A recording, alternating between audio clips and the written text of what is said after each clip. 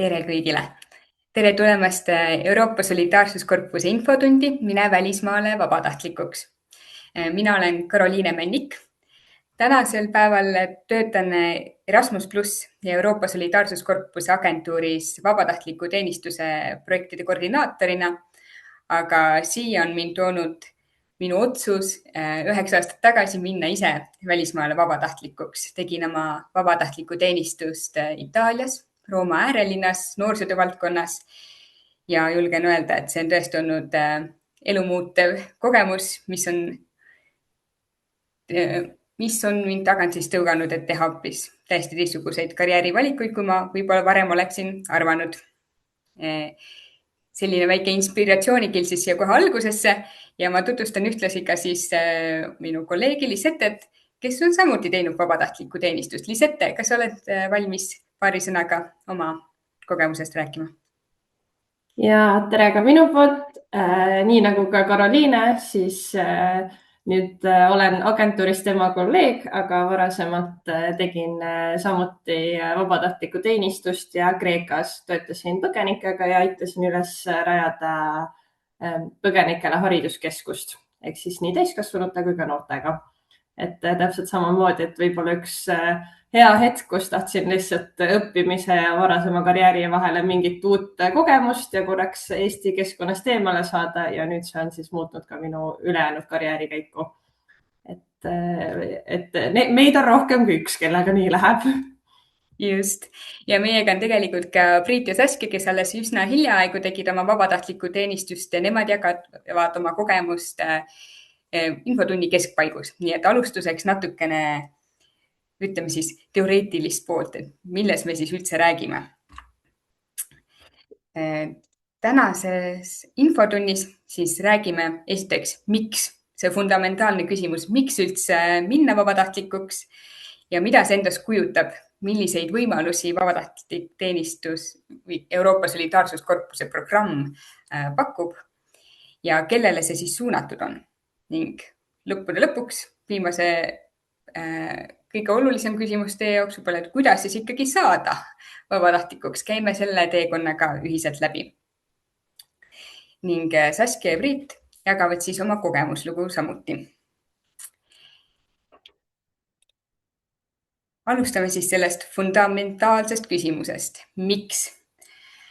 Miks minna välismaale vabatahtlikuks? Esiteks, see annab võimaluse saada rahvusvahelist kogemust turvalises raamistikus. Et ma usun, et meil kõigil, võib-olla mitte kõigil, aga väga paljudel on soov ikkagi üks hetk minna kogema ka elu väljaspool Eestit, et avardada oma silmaringi, siis vabatahtlik teenistus pakub just sellist turvalist raamistikku. Sa ei pea alustama täiesti nullist, ise otsima kõiki elukohti, kogu sellist sotsiaalset võrgustikku, vaid on hea raamistik olemas, kuhu siis minna seda kogema. Teiseks annab võimaluse teha midagi päriselt tähenduslikku ja panustada kohalikku kogukonda ning oma kogemusest julgen väita, et see on üks õnneliku elu saladustest ka, et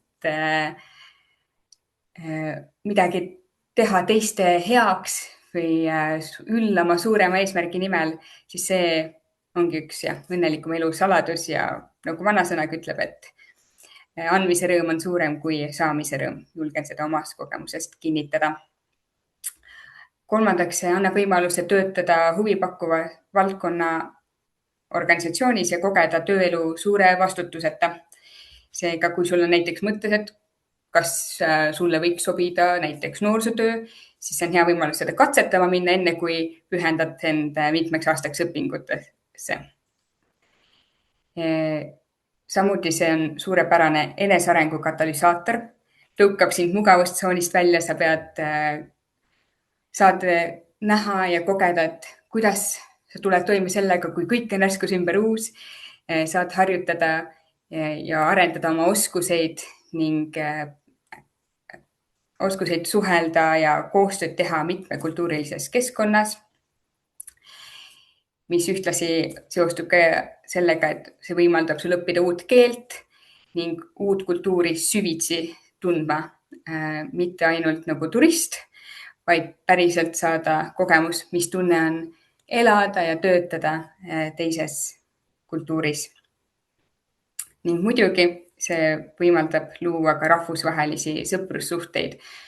Näiteks mina oma vabatahtlikus teenistuses, mis oli juba 9 aastat tagasi, sain endale väga hea sõbra, kes jätkuvalt iga aasta käib mul Eestis külas ja mina temal, et on võimalik luua tõesti väga tähenduslikke ja erilisi sõprussuhteid. Ning samuti võimaldab see saada paremaid tulevikuvõimalusi. Esiteks on see suurepärane ja väärtuslik lisand su CV-le ning puht praktiline väärtus on ka vabatahtlikul teenistusel. Näiteks mitme eriala puhul on ülikooli sisse astudes võimalik katsetel saada lisapunkte. Et näiteks nii mina kui ka Liisette saime ülikooli katsetel ja lisapunkte. Nüüd, kui need põhjused välismaale vabatahtlikuks minekuks tunduvad sulle motiveerivad, siis oled õiges kohas. Ja räägime siis täpsemalt, mida see Euroopa Solidaarsuskorpuse programm siis endast kujutab. Tegu on Euroopa Liidu noorteprogrammiga, mis annab siis 18–30-aastastele noortele võimaluse panustada hoolivama ühiskonna loomisesse. Seda siis panustades erinevates valdkondades, nagu näiteks haridus, kultuur, noorsootöö, keskkonnahoid, sotsiaalteenused ja palju teisi. Et mis teebki selle programmi nii eriliseks, ongi see, et need vabatahtlikud tegevuse ja teenistuse võimalused on niivõrd mitmekesised. Et ma julgen väita, et igaüks leiab midagi enda huvidele ja väärtustele vastavat. Ja programmi suuremateks eesmärkideks on siis selline avatud ühiskonna kujundamine, toetada kultuuride vahelist õppimist, kodanikuaktiivsust ja kaasata kogukondi.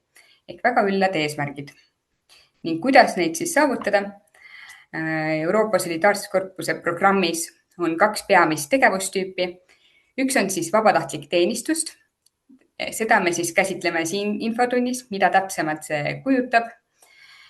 Ning teine tegevus on kohalik solidaarsusprojekt.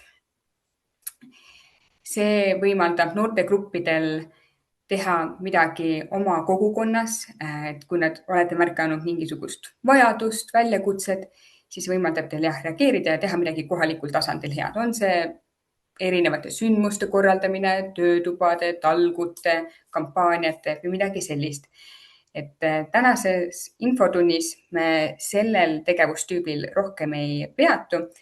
Kui on huvi ja soovite lisainfot, siis soovitame lugeda lisaks meie kodulehelt, mis on euroopanoored.eu ja võimalust alt leiate ka solidaarsusprojektid ülesse. Aga täna keskendume siis vabatahtlikule teenistusele, et kuidas ikkagi välismaale vabatahtlikuks minna. Vabatahtlik teenistus jaguneb ka erinevateks tüüpideks, tegevustüüpideks. Üks on individuaalne vabatahtlik teenistus, teine on grupiteenistus. Individuaalne vabatahtlik teenistus võib olla nii lühiajaline, mis tähendab siis 2 nädalat kuni 2 kuud, või pikaajaline, alates 2 kuust kuni terveks aastaks. Individuaalne teenistus ei tähenda ka seda, et sa oled ilmtingimata üksinda organisatsioonis. Võib olla nii, et selles samas vastuvõtvas organisatsioonis on mitu noort, kes teevad nii-öelda eraldiseisvaid individuaalseid teenistusi, ehk neil on natukene võib-olla erinevad projekti eesmärgid, agendad või tööülesanded, aga tegevus toimub samal ajal samas organisatsioonis. Grupiteenistus on ainult lühiajaline, ehk siis 2 nädalat kuni 2 kuud ja minimaalselt on grupis 5 noort vähemalt 2 erinevast riigist. Ja grupiteenistuse puhul on siis kõikidel noortel sama eesmärk, samad ülesanded, sama programm. Et see eristab siis individuaalset lühiajalist teenistust ja grupiteenistust. Igal noorel on aga võimalik osaleda tegelikult mitmes projektis. Küll aga on seal teatud reeglid, näiteks Pikaajalist teenistust on võimalik teha ainult ühe korra, aga lühiajalisi teenistusi on võimalik teha mitu. Et otseselt piirangut ei olegi, kui ainult see, et kõik teenistused kokku saavad kesta maksimaalselt 12 kuud. Seega toome näite, et teed oma pikaajalise teenistuse, mis kestab 7 kuud, lähed Kreekasse, tuled tagasi ja tahad veel teha midagi. Said nii palju indu, et tahaks veel midagi teha. Siis on sul võimalik veel sinna otsa teha lühiajalisi teenistusi. Ja kui alles on jäänud 5 kuud, see tähendab, et sinna mahub lausa 3 lühiajalist teenistust või kui need on väga lühikesed, siis isegi rohkem. Seega sa saad ise kombineerida ja mängida, et oma pusle nii-öelda kokku panna erinevatest projektidest. Ja järjestus ei ole oluline. Ei ole oluline, et alustad pikaajalisest teenistusest, vaid võib olla ka lühiajaline enne, siis vahepeal pikaajaline ja lõppu veel lühiajaline. Kõiki neid tegevustüüpe saab tegelikult teha ka siseriiklikult ehk Eestis. Küll aga ei leia Euroopa Solidaarsuskorpuse portaalist niivõrd neid avalikke pakkumisi siseriiklikeks tegevusteks. Kui on huvi teha midagi siseriiklikult, tasub pöörduda otse mõne Eesti organisatsiooni poole, kes tegeleb vabatahtliku teenistusega ja siis saate luua nii-öelda koostöiselt ise sellise projekti. Mida peab küll arvesse võtma, et kõik siseriiklikud teenistused peavad hõlmama ka sellist Euroopa mõõdet, ehk siis kas nad täidavad mingit eesmärki, mis on seotud Euroopas strateegiliste eesmärkidega või toetab sellist lõimumist, vähemusgruppide kaasamist ühiskonda, et selline seos peab olema, et päris igasse organisatsiooni siseriiklikku teenistust tegema minna ei saa. Küsiks Pärle küsimuse siia vahele, et kas grupiteenistuses peab olema igast eraldi osalevast riigist 2 inimest vähemalt või et kas ma võin minna näiteks sõbraga koos, et siis mul on kindlam tunne, et me lähme samast riigist, mõistame samamoodi, kuhugi ära ja nii edasi. Ja, seal ei ole piirangud, et mitu inimest ühest riigist on, et peab olema vähemalt 2 erinevast riigist noored, aga et seal jah, võib olla 2, 3, 4, et seda ei ole piirangut. On võimalik koos sõpradega minna. Just. Siis, kellele siis see programm suunatud on või konkreetsemalt vabatahtlik teenistus?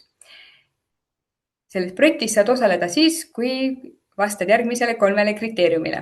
Esiteks, oled 18–30 aastane. Siinkohal kandideerida võib projekti tegelikult juba 17-aastaselt, aga teenistuse alguse kuupäevaks pead olema 18.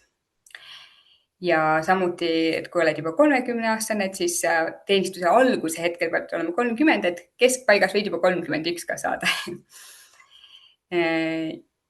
Ja teine tingimus on, et oled Euroopa Liidu kodanik või seaduslik elanik ning 3.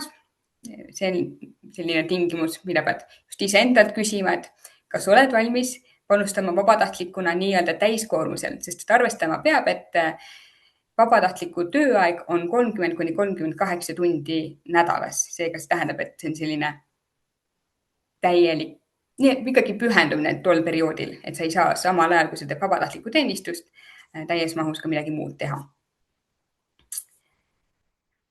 Kui vastus nendele 3 tingimusele, et jah, vastan kriteeriumidele, olen valmis, siis lähme edasi. Kuhu siis ikkagi minna? Minna saab kõikidesse Euroopa Liidu riikidesse ja ka mõnda naaberriiki, mis on siis programmiga liitunud, näiteks Island, Põhja-Makedoonia, Türgi, Norra ja ma tõin siia slaidile veel välja siis piirkondade kaupa veel partnerriike, kes jah, ei ole Euroopa Liidu riigid, aga on programmiga liitunud, näiteks Lääne-Balkani riigid, Albaania, Bosnia-Hertsegoviina, siis meil on idapoolsetest naaberriikidest partnerriike, Armeenia, Aserbaidžaan ja Vahemere lõunapiirkonna riigid, näiteks Egiptus, Maroko, et tegelikult on jah, programmil väga suur haare, et on väga mitmekesiseid võimalusi, kuhu programmiga minna saab.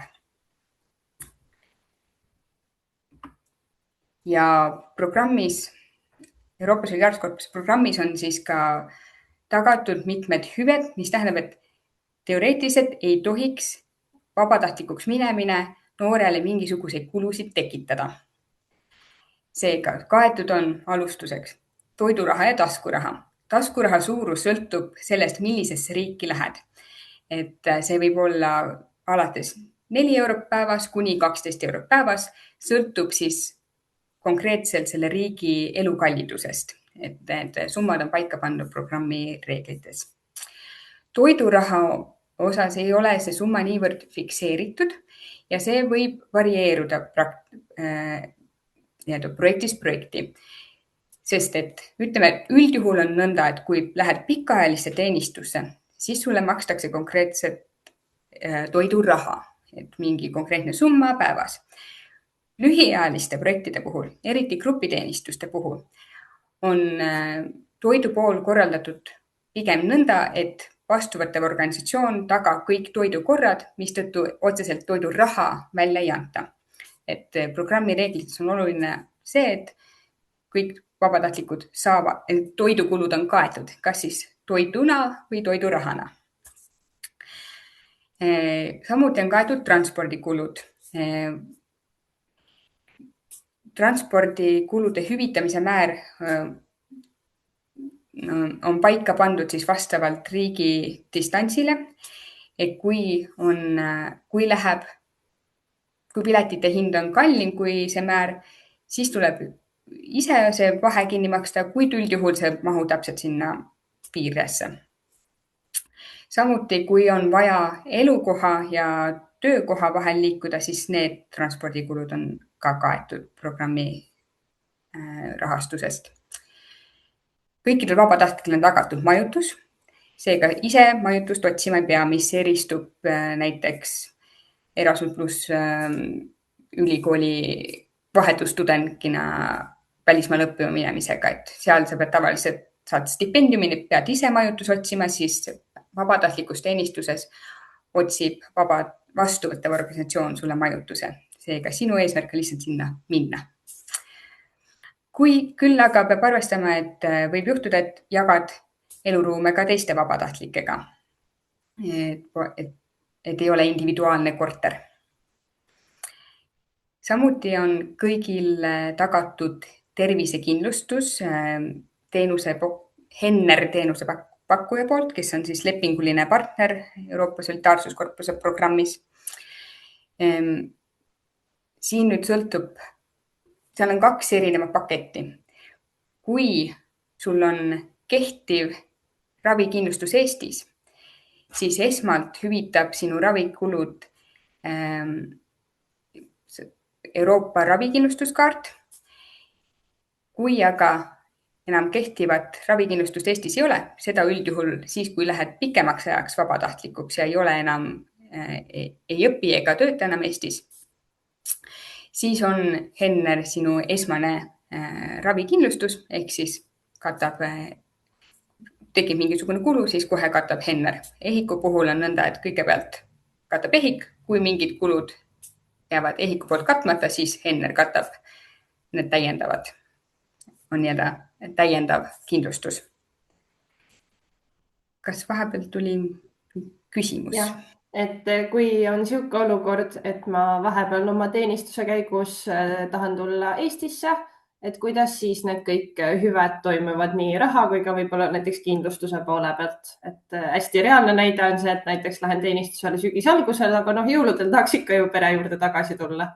Just.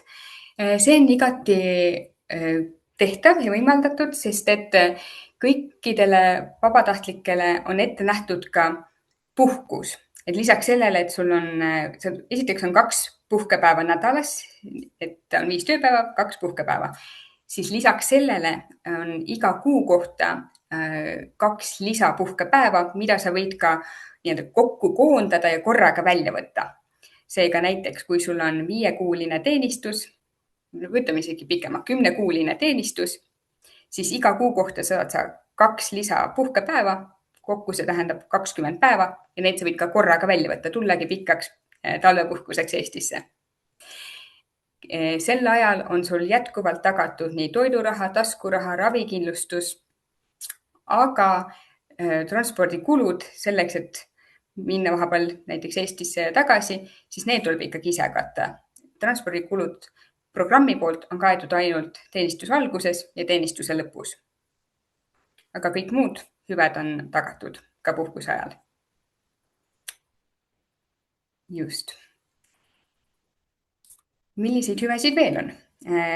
Vastuvõtvas organisatsioonis on ette nähtud ka juhendaja, keda siis tihtilugu kutsutakse tuutoriks, kes siis aitab sul sisse elada organisatsiooni, toetab sind tööülesannetega ning lisaks selle vastuvõtva organisatsiooni juhendajale on veel lisa inimesi või toetajaid selles protsessis. Näiteks on igal vabatahtlikul ette nähtud mentor, kes on siis väljaspool vastuvõtvat organisatsiooni, kes aitab siis kohalikku kogukonda integreeruda, on nii-öelda kohalikuks sõbraks.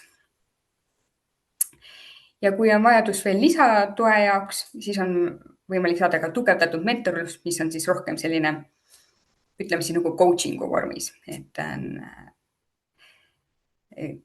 jah, rohkemalt kui sõber on selline tugiisik. Ja kui lähete pikaajalisele teenistusele, siis pakuvad riiklikud agentuurid ka koolitustsüklid, ehk siis saate osaleda saabumisjärgsel koolitusel, inglise keeles on arrival training. Ja kui teenistus kestab rohkem kui pool aastat, siis kutsutakse ka teisele koolitusele, mis on teenistuse keskpaigus. Seda siis vahehindamise kohtumine, inglise keeles meet-your meeting. Kui lähete lühiajalisele teenistusele, siis korraldab selle saabumisjärgse koolituse teie vastuvõttev organisatsioon. Ja kõikidele osalejatele, vabatahtlikele, väljastatakse pärast teenistuse lõppu ka noortepass, youth pass, mis on siis selline analüüsi vahend ja sertifikaat, mis tõendab teie õppimist teenistuses. Et ta ei ole ainult nagu diplom, et kus on kirjas, et osalesite ja nii on, vaid see on ka selline refleksiooni tööriist, kus te saate ise analüüsida ja kirjeldada, et mida te selle teenistuse jooksul õppisite ja saate seeläbi ka enda õpitud nagu tõestada, kas siis tulevikus mõnele õppeasutusele, tööandjale või lihtsalt kas või iseenda jaoks, et teadvustada, et kuidas te olete selle teenistuse jooksul arenenud. Seega ta on lisaks sellisele solidaarsustegevusele ka õpiteenistus, et on väga suur tugi teie enesearengule. Nõnda. Sellised on siis hüved vabatahtlikuna. Ja meiega on siis ka täna Saskia ja Priit, kes tegid lühiajalist teenistus. Kas olete meiega siin? Jaa, väga tore. Seega annan sõna teile, et saaksite inspireerida oma kogemusega. Jah, ka meie poolt. Ma olen Saskia. Priit. Ja me tegime vabatahtlikku teenistust siis Gruusias umbes, millal me läksime siis sügisel ja olime 2 kuud. Tegelikult olime 59 päeva, seal tuleb see lühiajalise ja pikaajalise projekti asi, et kui 59 päeva, siis on lühiajaline veel, üle 2 kuu see on juba pikaajaline. Aga me olime lühiajalisel ja olime skautlusega tegelevas noorteorganisatsioonis, siukses väikses linnas Rustavi. Me ei pannud muidugi Rustavis pilti ühtegi, aga no kujutlege ette, siuke Kohtla-Järve tooline linn. Ja mis veel öelda?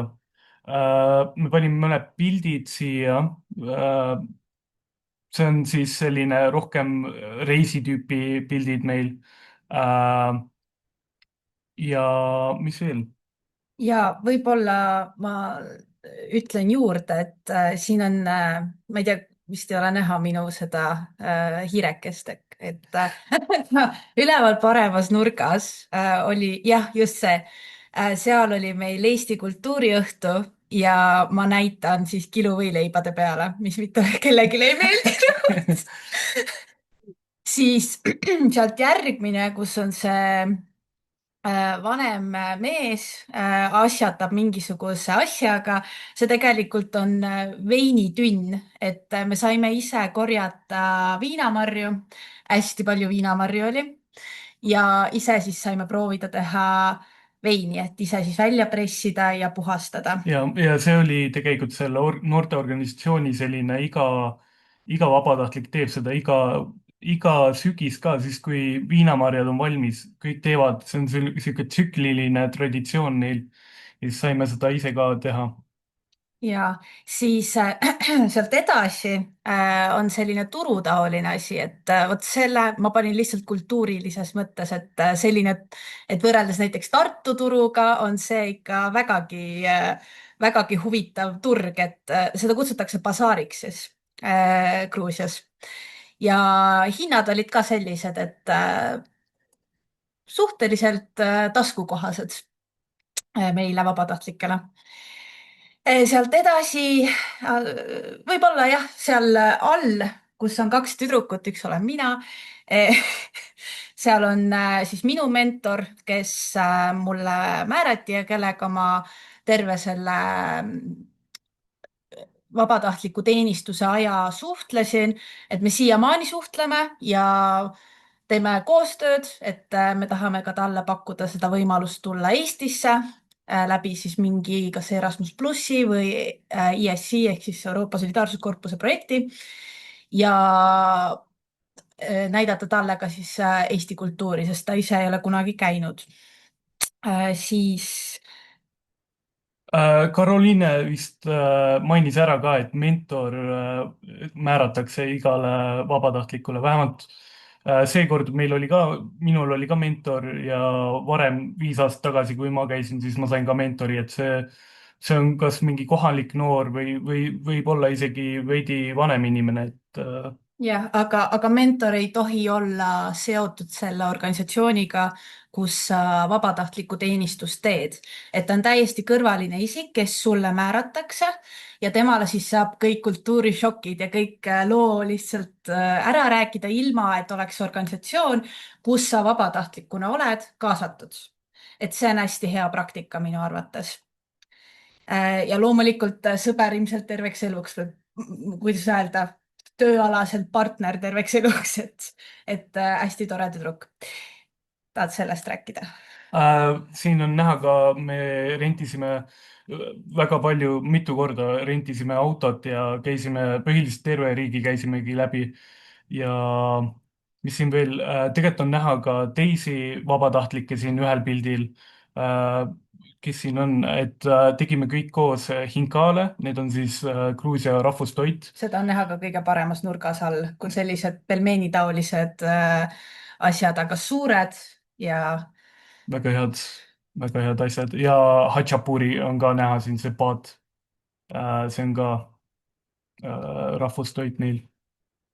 puuri on siis nagu leib või meie mõistes tegelikult nagu sai rohkem, aga nad söövad seda siis hommikul, lõunal ja õhtul. Et ma ükskord küsisin ka enda koordinaatorilt, et siis kuidas te üldse nagu võib-olla tervislikku eluviisi siis hoiate, kui te iga päev sööte saia. Ja mulle öeldi, et ei hoiagi.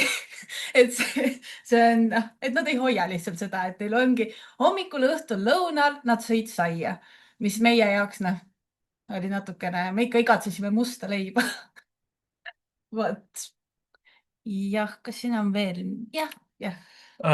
ja tegelikult ei olnud kõik see reisimine ka, et nagu ma mainisin, skautlusega tegelev noorteorganisatsioon.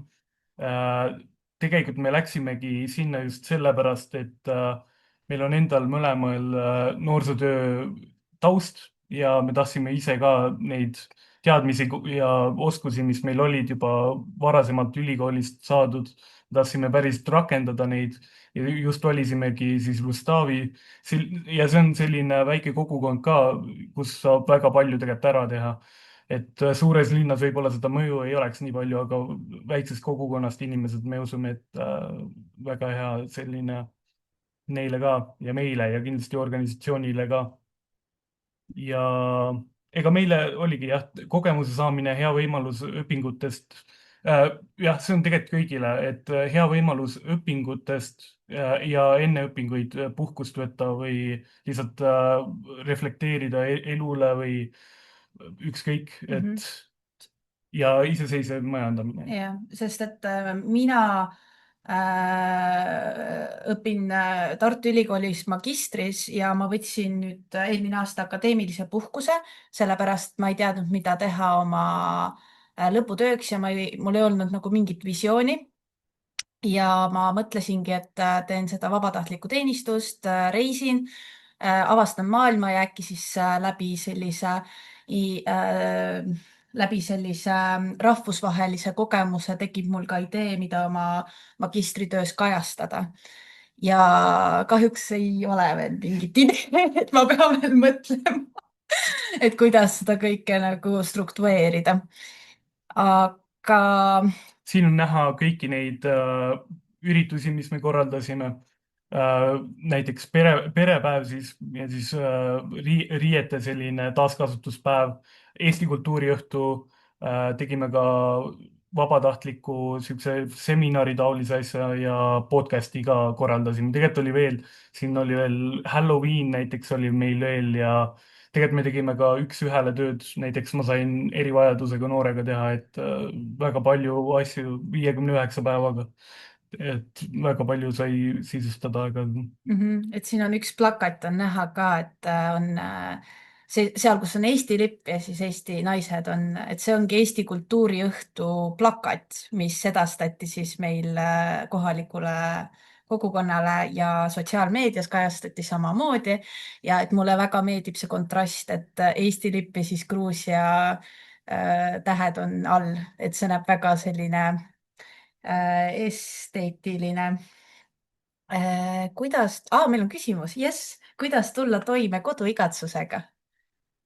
vot siin ongi see, et me olime 2 kuud ja meil ei tekkinud üldse seda, vähemalt see nagu mitte midagi, aga kindlasti pikaajalisel Sa oled olnud pikaajalisel? pikaajaliselt, ma olin pikaajalisel, aga ega ma olin 8 kuud ja ma ei ütleks, et mul ka tegelikult koduigatsust, ma olin koroona ajal muidugi, siis ei olnud nii, see kogemus ei olnud nii hea just, aga seekord jah, me olime nii vähe, et lihtsalt ei tekkinud seda.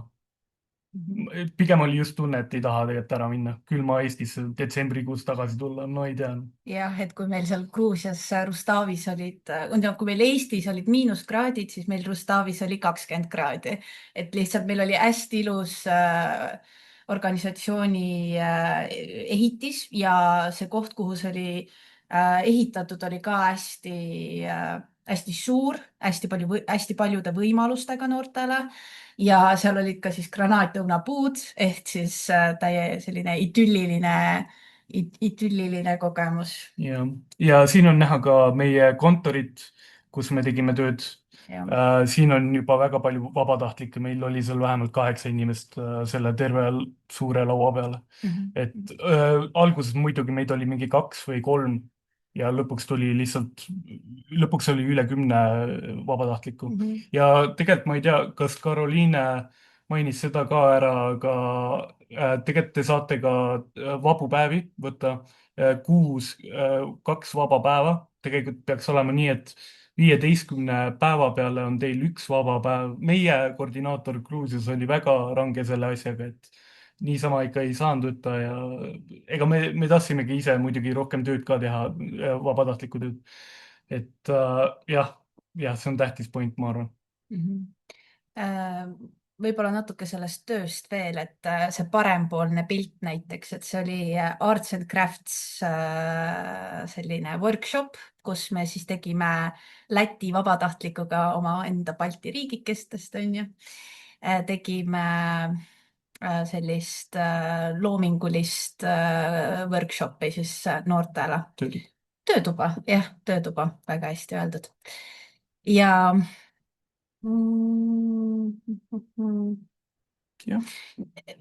ja ma veel mainin ära selle, et kuna meil juba 59 päeva, siis meil oli võib-olla kõige suurem hirm oli see, et selle ajaga ju tegelikult ei jõua väga midagi ära teha, et see on tõesti lühikene aeg ja kuidas me anname endast kuidas me jätame endast maha mingisuguse jälje sellise lühikese aja jooksul, et kuidas me ei saa mingisugust suuremat projekti arendada kahjuks, aga noh, vaatamata sellele Family Day näiteks ehk perepäev oligi mõeldud tervele Rustavi kogukonnale.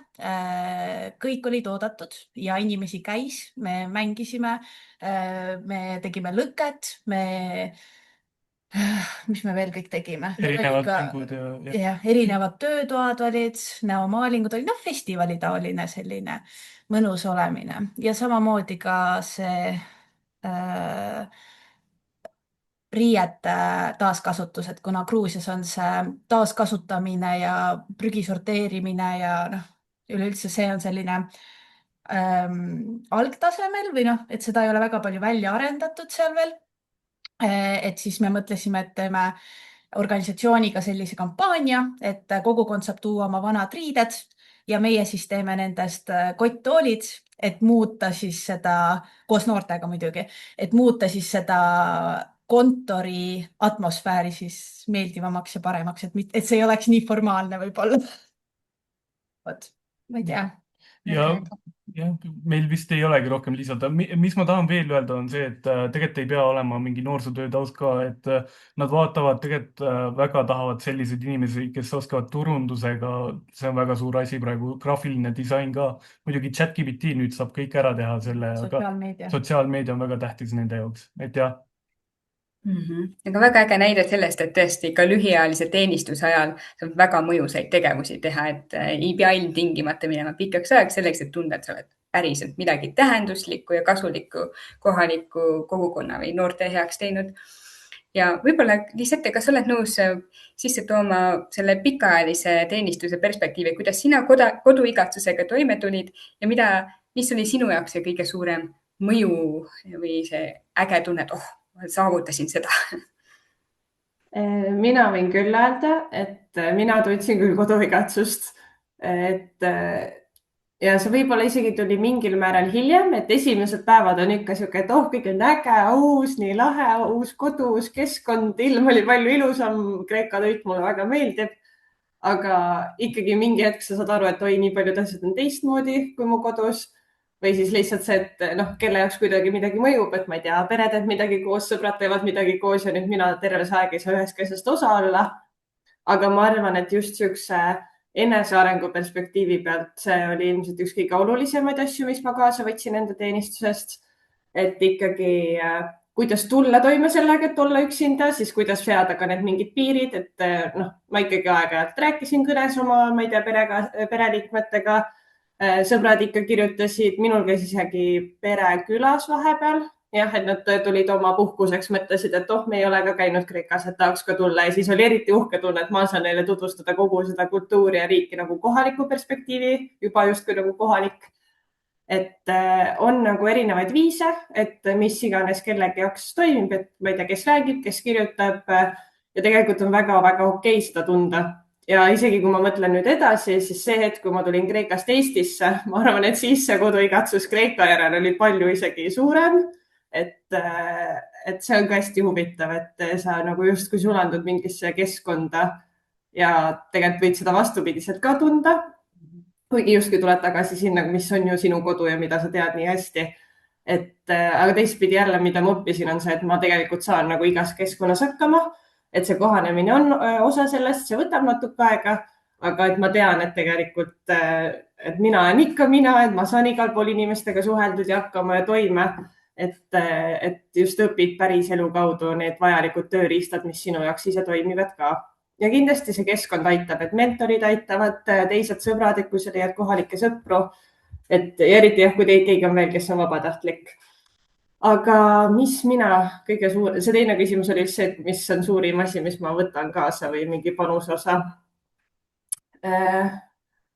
No ma arvan, et minu jaoks kindlasti see osa, et ma töötasin nii paljude erinevate inimestega, täiesti erinevatest kultuuritaustadest ja ka keeletaustadest, usutaustadest ja kuidas siis ollagi seal keskkonnas, kus mina näiteks pidin väga palju andma erinevaid tunde, et kuidas ma annan tundi inglise keeles, näiteks inglise keele kohta või mingi muu teema kohta, kus ükski inimene ei räägi sama keelt. Mitte keegi ei oska inglise keelt, mitte keegi ei räägi omavahel sama keelt, mina ei oska kreeka keelt, nemad tegelikult ka ei oska kreeka keelt, kuna ma töötasin põgenikega või arvutiõpetust.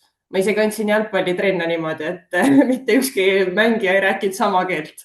Et kuidas nagu kasutada ära muid vahendeid, kuidas toime sellega tulla ja ikkagi siuksed väikesed võidud, et muidugi me tegime hästi palju, et see Keskhariduskeskus nüüd toimibki ja saime hästi palju võrgustuda, mis oli, ma arvan, hästi oluline nagu võit selle valdkonna ja põgenike isiklike toetamise vaatest. Aga minu jaoks, ma arvan, kõige väiksemad võidud olid võib-olla isegi see, kui lõpuks peale 2 kuud teatud riikidest ja teatud kultuuritaustadega inimesed pöördusid lõpuks minu poole otse, mitte läbi meestõlkide. Et siis mul nagu tunne, et nüüd ma olen omaks võetud ja nüüd I made it ja nüüd ma võin edasi oma eluga minna.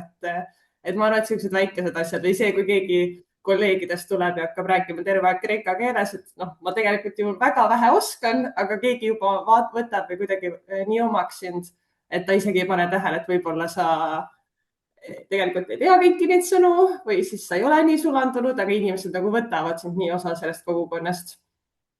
Et ma arvan, et need väikesed võigud on kõige nagu ägedamad sellest teekonnast, need väiksed killud, mis pärast meelde jäävad.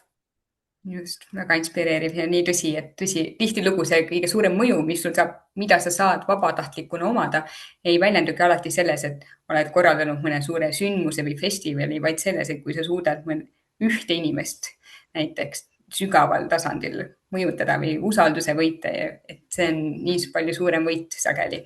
Seega meil kõigil vabatahtlikena on võimalik väga suurt mõju omada. Aga nüüd on siis see suur küsimus, et kuidas siis ikkagi saada vabatahtlikuks ja käime selle teekonna ka ühiselt läbi. Seega, kuidas osaleda? Esimene samm on leida endale tugiorganisatsioon, kes on siis Eestist saatev organisatsioon, kes toetab sind enne teenistusele minekut. Ja tugiorganisatsioon on kohustuslik kõikidele teenistuse minejatele. Nad toetavad kandideerimisprotsessis, jagavad sulle selle teenistuse olemuse ja sisu kohta infot, toetavad praktiliselt näiteks reisikorraldusega ja pakuvad nii sellist emotsionaalset tuge ja praktilist tuge ja on abiks mitte ainult enne teenistust, vaid ka teenistuse jooksul ja pärast. Nii nagu Eliis ette välja tõi, et tihtilugu see raskem kohanemine võib hoopis tulla pärast teenistust, kui sa oled tagasi Eestisse jõudnud ja ei oska seda oodata, sest sina oled nii palju muutunud, aga see keskkond võib-olla ei ole. Et siis lihtsalt ei oska oodata seda kultuurishokki, mis hoopis naastes on. Ja siinkohal jällegi saab Eestis tegutsev tugiorganisatsioon sulle toeks olla. Tegelikult võib tugiorganisatsiooni leida ka hilisemas faasis, et oled näiteks kandideerinud projekti, osutusid juba valituks ja siis leiad endale saatva organisatsiooni. Aga ma tungivalt soovitan siiski alustada sellest sammust, sest nemad saavad aidata ka juba kandideerimisprotsessis. Siin on välja toodud nimekiri Eestis aktiivselt tegutsevatest saatvatest organisatsioonidest. Hetkel on neid 10. Nende kontaktid on ka meie kodulehel olemas. Siia lisasin ka QR-koodiga ning hiljem saadan need ka meilile selle slaidi esitluse. Saatud organisatsioonide nimekiri ka muutub, nii me täiendame seda kodulehel. Kuid kõik need on valmis sind aitama. Teine samm on minna siis Euroopa Solidaarsuskorpuse portaali, teisisõnu Euroopa noorteportaal ja seal omale kasutaja teha. Luues endale profiili saad PRN-koodi, mis on siis Participants Reference Number, osaleja kood. Ja seejärel saad hakata juba otsima endale sobivaid projekte selles samas portaalis. Ja nii nagu ma varasemalt mainisin, neid on tõesti väga mitmekesiseid. Väga palju erinevates riikides, väga palju erinevates valdkondades, erinevate kestvustega ja seal saadki siis vastavalt ka filtreid peale panna, et kas on meelepärane riik, kuhu sooviksid minna, meelepärane valdkond. Ja jah, nende seast saad siis valida endale sobivad. Mida paindlikum oled asukoha ja tegevuste suhtes, seda lihtsam on loomulikult endale projekti leida. Aga jah, neid leiab portaalis. Ma märkasin, vahepeal oli ka üks küsimus seotud tugiorganisatsioonidega, miks neid on nii palju, mitte ainult üks. Esiteks nad paiknevad erinevates Eesti piirkondades ja nad ei ole fokusseerinud oma tegevuse ainult vabatahtlike saatmisele. Neil on ka teisi tegevusi ja lihtsalt üks nende tegevustest on siis vabatahtlike saatmine, seega saad lihtsalt valida nende seast võib-olla kellega juba on usalduslik suhe või äkki keegi, kes on sinu elukohale lähedal piirkonnas tegutsev. Et jah, et meil ei ole ainult ühte organisatsiooni, vaid rohkem. Just. Seega, kui oled endale valinud välja erinevad projektid, siis on aeg kandideerida. Projekti pakkumiste juures on välja toodud siis, mida konkreetne organisatsioon kandideerimisprotsessis sinult ootab, et kas ta soovib, et sa saadaksid talle oma CV ja motivatsioonikirja. Üldjuhul kaasneb kandideerimisprotsessiga ka vestlus organisatsiooniga, et te saaksite päriselt aru, kas teie huvid ja soovid ühtivad. Ja tugiorganisatsioon saab sind selles protsessis toetada. Mis on oluline, mida siin Priit ka enne välja tõi, et ei ole oluline, et sul oleks eelnev kvalifikatsioon või kogemus selles valdkonnas. Oluline on, et oleks lihtsalt motivatsioon, valmisolek õppida ja tahe lihtsalt panustada, et seal ei ole ühtegi kriteeriumit, et sul peaks olema teatud tasemel keeleoskust või et sul on kvalifikatsiooni. Et see on vabatahtlik teenistus on tõesti kõigile mõeldud.